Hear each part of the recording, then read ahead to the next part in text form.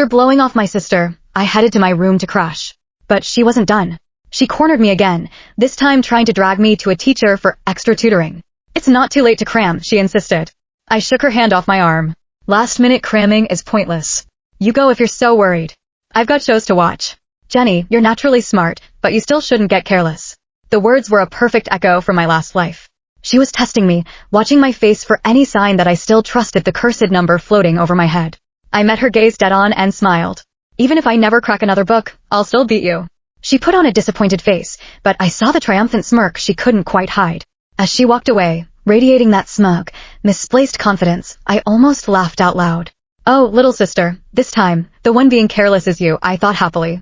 Back in my room, the score had already ticked up to 1320. But the second I unzipped my backpack, the number started to fall. By the time I'd reviewed my teacher's notes, it had plummeted to 1280. I tapped my phone, pulling up the feed from the pinhole camera I'd hidden in her room. She was freaking out. Why is it dropping so fast? I knew she was lying. She said she wasn't studying, but she's obviously grinding right now. Why doesn't she believe the score? A cold, unfamiliar voice answered her. Why are you panicking? Once it drops below 1000, it'll detonate right on top of her. Studying is basically a death wish. My blood ran cold. But my sister looked thrilled. If she gets blown up, she deserves it. Who told her to start studying and mess with my head? Staring at the falling number, my mind raced. I had to find a way to fool this thing, and fast.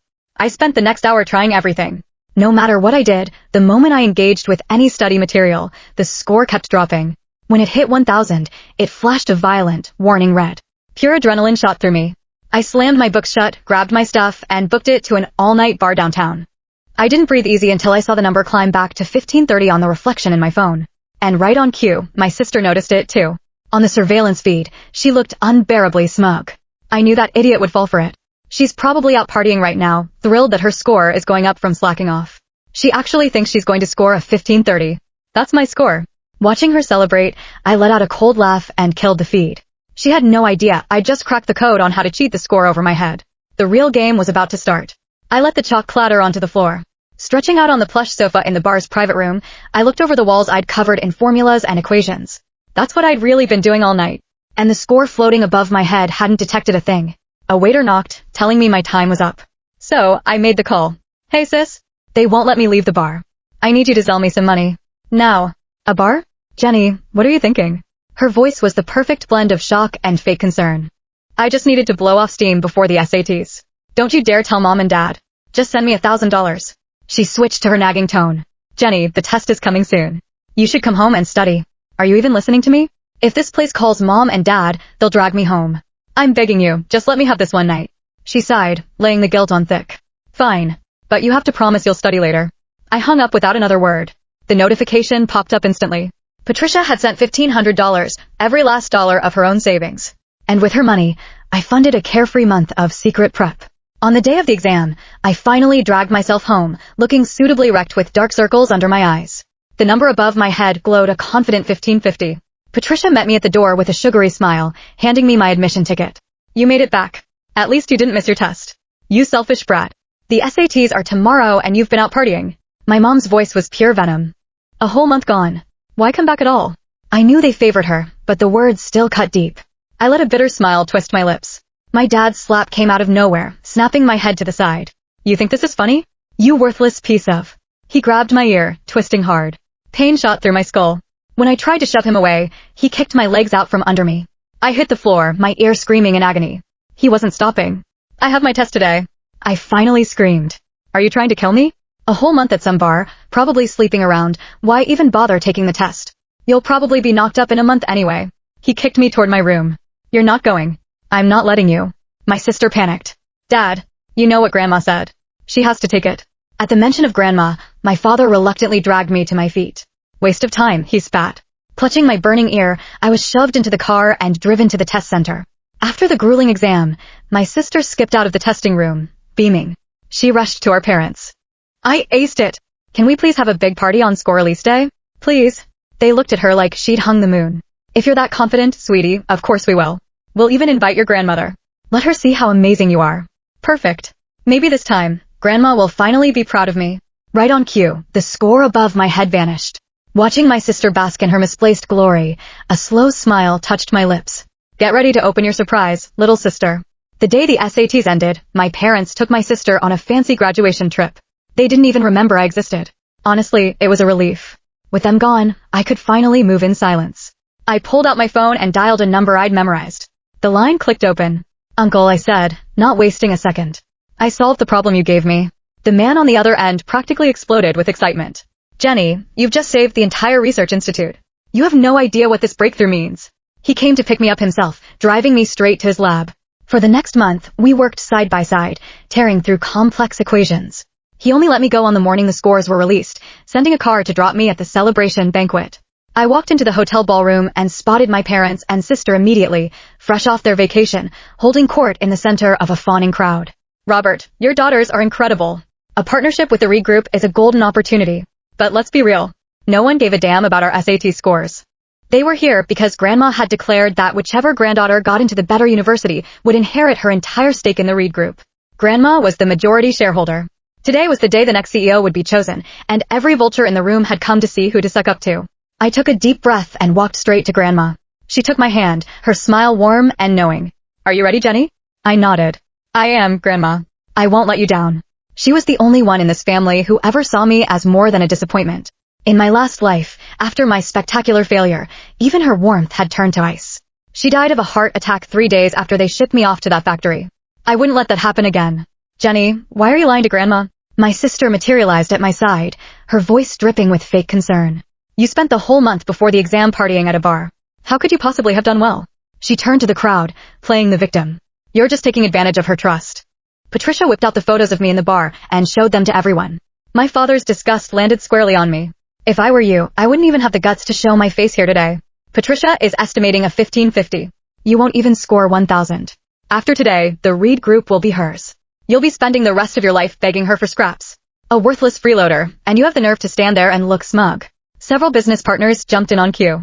I saw Jenny at that club, flanked by male escorts, living it up. With that kind of character, she can't possibly compete with Patricia. Of course not. A 1550 puts Patricia in the 99th percentile. Patricia is the complete package. The company will flourish under her. I let out a cold laugh that cut through their flattery. "The scores aren't even out yet, and you're already polishing the brass on a sinking ship.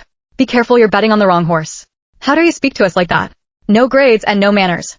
Someone should get that girl's head examined." Still dreaming? If partying got you into the top universities, no one would bother studying. The laughter swelled around me. My dad, smug, tossed the keys to his brand new Porsche onto a nearby table. "Fine. If you get into a better university than Patricia, the car is yours." I sneered. "A car? I thought you were a big shot. If you're so confident in Patricia, then bet the family estate." My parents hesitated, but the crowd just laughed harder. "Do you even understand what a 1550 means? That's the 99th percentile. No way in hell she'll beat 1550. It's a safe bet." I widened my eyes, playing the fool. "Then what are you afraid of, Dad? Go on. Put it all on the line. Let me see it." He hesitated again. My mother stepped in. "What are you afraid of? She definitely won't get into a better university than Patricia." My sister nodded confidently. "Dad, trust me." Finally reassured, my father tallied up all the assets and announced before everyone, whichever of my daughters gets into the better university will receive everything, together with my mother's shares. The moment the words left his mouth, the College Board website went live. My sister stepped forward, like a queen claiming her throne. "Let me check mine first," she said, oozing assurance. "Let's see how close my estimate was." Calmly, she typed in her login information. A moment later, her score flashed up on the giant screen for everyone to see. The number 1550 flashed on the screen. A 1550. "I told you. Patricia is the next CEO of Reed Group." With a poised and accomplished air like Patricia, the company's future is secure. The room erupted in cheers and applause. I just narrowed my eyes. Right on cue. She'd scored the exact number that had once dangled over my head like a carrot. My father shot me a look of pure contempt. "Wipe that pathetic look off your face. From now on, you live off your sister's generosity. You will be loyal to her. If you ever embarrass her, I will make you regret it." I met his gaze, feigning confusion. "I haven't even checked my score yet. How do you know I'll be the one depending on her? Maybe it'll be the other way around." My mother's hand cracked across my face before I'd even finished the sentence. "Know your place. You think someone like Patricia would ever need to depend on you?" Patricia glared at me, her eyes shining with performative hurt. "Jenny, I don't know why you're so determined to tear me down, but you've crossed a line. If your score is lower than mine, you will get on your knees and apologize to me." She shoved the laptop toward me. "Your turn." Under the weight of everyone's stares, I typed in my information. The screen refreshed. I let my face go slack with shock. Score, 540. 540? You could bubble in random answers and score higher than that. She's a complete disgrace. And here I thought she had some hidden talent, the way she was talking. Pathetic. Patricia let out a sharp, triumphant laugh. Jenny, on your knees. Now, you didn't even break 1,000. You really are mentally deficient. As the future CEO of Reed Group, I think the best place for you is a psychiatric hospital. You know what those are like, don't you?